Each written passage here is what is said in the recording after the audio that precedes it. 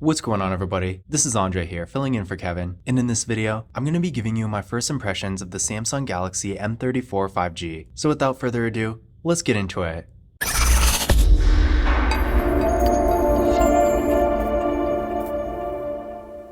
Now before we actually get to the phone itself, let's take a quick look at what comes in the box. So as you can see up here, Galaxy M34 5G.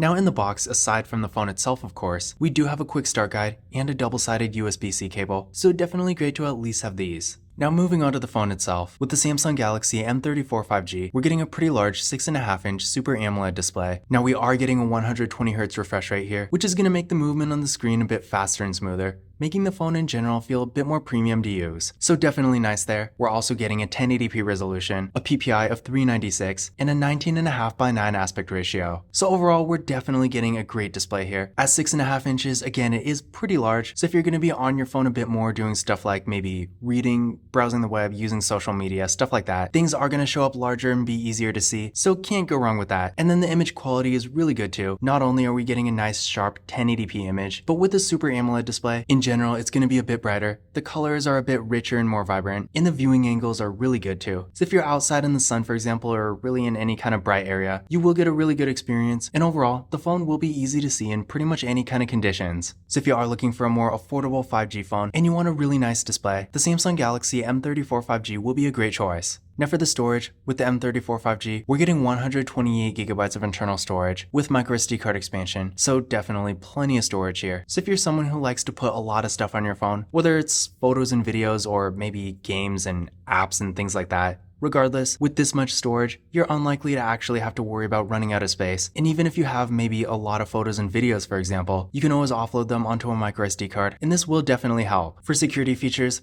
with the M34 5G, we are getting Face Unlock here and a fingerprint scanner right here on the power key, so can't go wrong with that. But real quick, let's give it a try.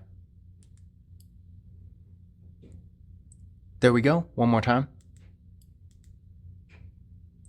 And there we go. So as you can see, real fast and responsive, no issues at all. And again, this phone does have Face Unlock too, so if you want to use that instead, you always can. Now taking a look at the camera setup here, up front, we're getting a kind of water drop notch design for the selfie camera. Definitely not bad looking. I feel like with this one compared to your average entry-level phone's water drop notch, this one is a little bit less intrusive, so I don't really mind this. Now this camera is 13 megapixels.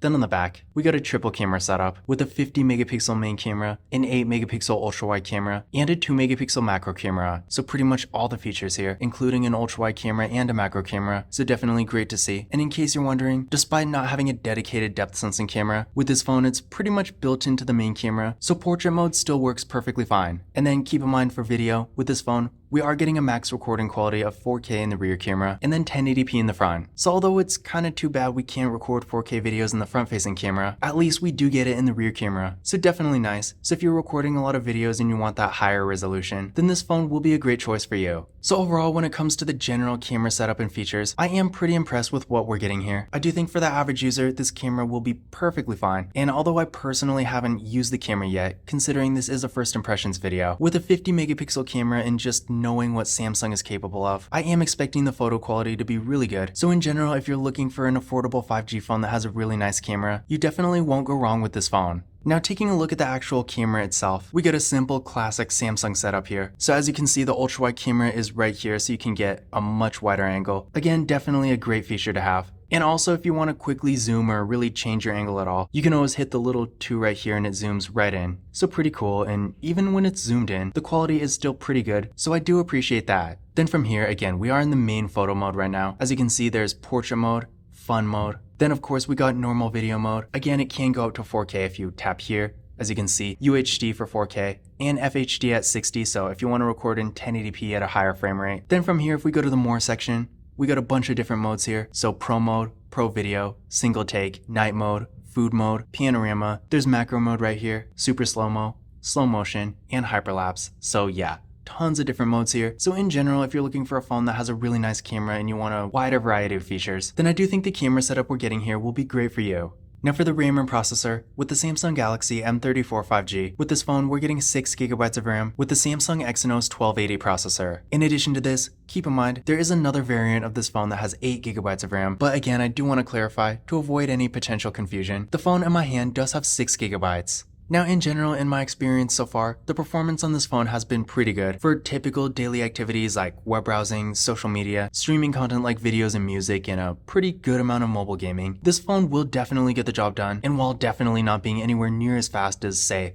$1,000 flagship phone, for example, for normal daily activities people are typically using a smartphone for. Again, so far, I have found this phone's performance to be pretty good. And not to mention, of course, as the name does imply, the M34 5G, of course, is a 5G phone, so if you want access to your carrier's latest and greatest network, then you won't go wrong with this phone. Now, at this point in 2023, I feel like yeah, you can survive with a 4G phone. In fact, for that matter, I have actually seen some pretty good new 4G phones, surprisingly. But despite this, if you really want to maximize the value you're getting for the money, I feel like at this point, 5G is just becoming more and more relevant, so you might as well just get a 5G phone. So again, as far as that goes, can't go wrong with a phone like this. Now, I ran a benchmark test on this phone using Geekbench 6, and here are the results I got. So what I recommend doing is running this test on your current phone, and then comparing your results to these, and that's going to give you a better idea of whether or not this phone will be a performance upgrade for you. Because depending on what you're coming from, it may or may not be. I mean, if you're coming from an older but higher end phone like a Samsung Galaxy S10, for example, then chances are this will be a bit of a downgrade. But if you're coming from maybe another mid-range phone, then it might actually be a pretty good upgrade. But in my experience, both in terms of actually using the phone and just seeing these scores here compared to lots of others, I do think the performance here again is pretty impressive. I mean, for a phone like this, a single core score of 935 and a multi-core score of 2037, while not being unheard of, definitely not, there are plenty of phones out there that have pretty similar performance, it is still on the faster side, especially for something more affordable like this. And again, in general, for basic daily activities, stuff like web browsing, social media, watching videos, listening to music, playing games, pretty much anything you can think of. Despite of course not being the fastest phone you can get, the performance here is definitely good, and I feel like for most people you probably don't need a $1,000 flagship phone. Sure, those devices are really fast and it's kind of cool, but at the end of the day, for most people, something like this is going to get the job done just fine. Now for the battery, the Samsung Galaxy M34 5G has a really impressive 6,000 mAh battery that also supports 25 watt fast charging. Now normally with 25 watt fast charging, I would personally say for a mid-range phone, 25 watt fast charging is decently impressive, and I want to say most phones like this are going to have pretty much the same capability. But honestly, with a 6,000 mAh battery, I mean, this is a really large battery. So considering this, maybe 25 watt fast charging might not be that fast. So if you do want your phone to charge up lightning fast, then you might be a little disappointed. But in my experience, if you're someone who maybe does spend a decent amount of time around a charger throughout the day, I know for me personally, I keep my phone plugged in maybe 80% of the time throughout any given day. So in that kind of situation,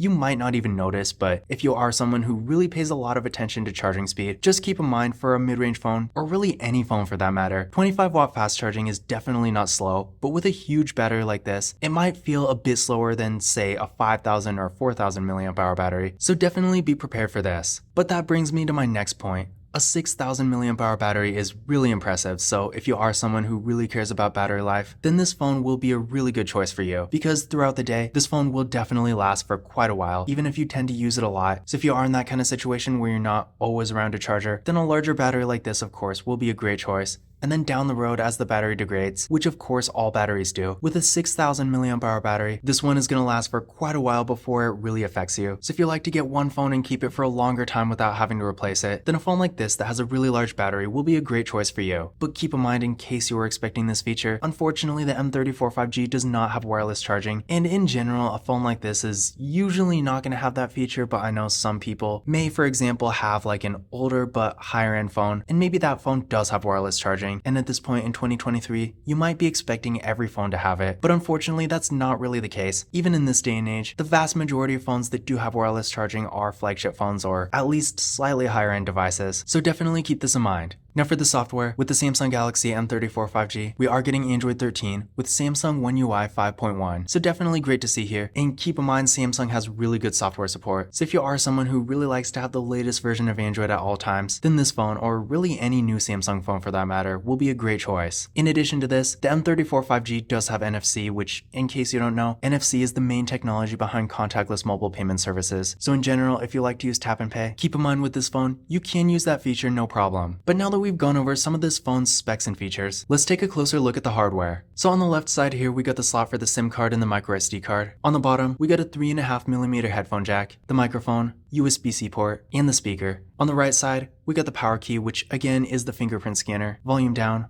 volume up. On the top, we got the noise cancelling microphone, and then on the back, we got the camera module, flash, and then Samsung branding down here. The back has this rainbow finish, which on one hand, this is definitely unique and it's pretty cool, but on the other hand, I don't know if you can see it really well, but it does pick up some fingerprints, which I'm really not a huge fan of, so I wish it didn't have such a glossy finish, but at least the color is pretty cool. As far as the rest of the phone goes, keep in mind, as you might expect, it is made entirely of plastic, except of course the display, which is glass. In fact, for that matter, it is Corning Gorilla Glass 5, which is definitely really good glass, so I will give it that. But again, the rest of the phone is made of plastic, so if you're expecting something a little bit more premium feeling, then you might be disappointed, but on the bright side, despite not really feeling fancy or anything, the build quality is really good, but I still do recommend pairing it up with a case because with plastic as opposed to say, a higher end device that has maybe an aluminum frame, if you drop this phone it might not do as well, so definitely keep this in mind. But again, aside from this, the build quality for what it is pretty decent. Despite not really feeling premium, it definitely doesn't feel cheap. And as far as the appearance goes, of course this is more or less kind of a subjective thing, but I do think it looks decently nice, albeit a little generic. It has the slightly thicker bottom bezel and the water drop notch you typically find in a more entry-level device. But aside from this, it does look decently modern, so I really have no complaints here. But in conclusion, my overall first impressions of the Samsung Galaxy M34 5G. Overall, for what it is, I do think this is actually a really good phone, and in general, I honestly have no complaints. Despite maybe not being the most high-end in certain areas, like again the design and materials, and then only being able to record 1080p videos in the front. I mean, when a phone can record 4K videos in the rear camera, I feel like